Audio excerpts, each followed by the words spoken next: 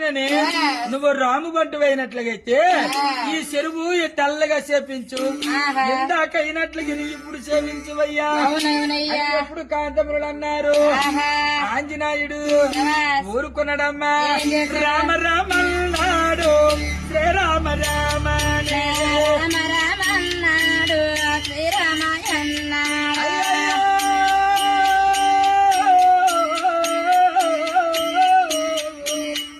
Rama Rama